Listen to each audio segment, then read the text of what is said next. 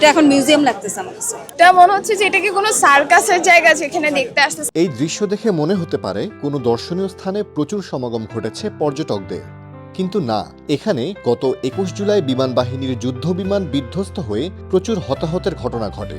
এরপর থেকেই রাজধানীর উত্তরার মাইলস্টোন স্কুল অ্যান্ড কলেজে উৎসুক মানুষের ভিড় লেগেই আছে।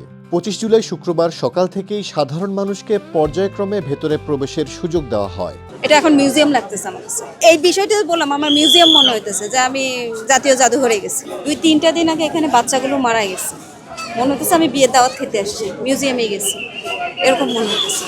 কি বলবো, এটা আমাদের কাছে অবাকজনক লাগছে। মানে এটা মনে হচ্ছে যে এটা কি কোনো সার্কাসের জায়গা যেখানে দেখতে আসতেছে। আবার অনেকে হচ্ছে গিয়ে মানে মনে হচ্ছে যে শাড়ি পরে আসছে কতজন, আর পরে মানে খুবই জাঁকজমক ড্রেস পরে আসছে। মনে হচ্ছে এই জায়গা কি কোনো দেখতে যাওয়ার জায়গা নাকি। বিধ্বস্ত হওয়া ভবনের সামনে টিন দিয়ে ঘিরে ফেলা হয়েছে জায়গাটি। একটি অস্থায়ী ফটক বানিয়ে সাধারণ মানুষকে সেখানে ঢুকতে দেওয়া হচ্ছে। কেউ ছবি তুলছেন, কেউ করছেন ভিডিও, আবার অনেকেই চুপচাপ দাঁড়িয়ে তাকিয়ে দেখছেন পোড়া ভবন।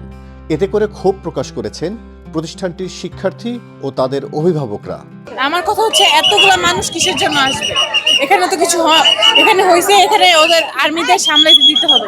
এখানে এতজন আসছে যে হামলা করতেছে, এগুলো তো কোনো ব্যাপার না। অনেকজন আসছে শাড়ি পরে, মেকআপ করে, এখানে তো মেকআপ শাড়ির কিছু নাই। আবার ভিডিও করতেছে, ভিডিও করার কি মানে? মন চাচ্ছে ফোন নিয়ে আসার মানে। এক্সট্রিম মশার কয়েল প্ল্যান্ট ফাইবার দিয়ে তৈরি, ডেঙ্গু, চিকুনগুনিয়া বাহি সহ যে কোনো মশার বিরুদ্ধে দেয় এক্সট্রিম সুরক্ষা। অ্যাক্সিডেন্টের দিনটা তুলে ধরলে ভালো হয়। ওই সময় আর কি মানুষ বেশিরভাগ মানে বাচ্চা কাচ্চা নিয়ে দেখতে আসছে, ভিডিও করতেছে দাঁড়ায়, যে যেখানে পারে। মানে অ্যাম্বুলেন্স যাওয়ার আর কি সুযোগ নাই, ফায়ার ট্রাক যাওয়ার সুযোগ নাই, বাচ্চাদেরকে যে কোলে নিয়ে যাবে যারা আহত নিহত ওই দিকে যাওয়ার সুযোগ নেই। মানে প্যাটটা ব্লক আর কি, যে দিক দিয়ে যাবে।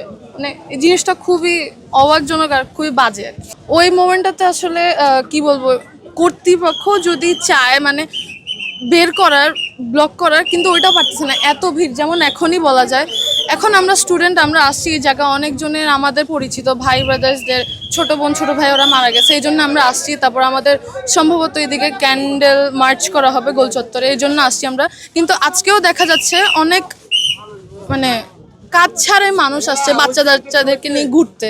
তবে গণমাধ্যম কর্মীদের প্রবেশের অনুমতি আজও দেওয়া হয়নি। নিরাপত্তা রক্ষীরা জানাচ্ছেন, কলেজ কর্তৃপক্ষের বিশেষ নির্দেশে মিডিয়ার প্রবেশে নিষেধাজ্ঞা রয়েছে।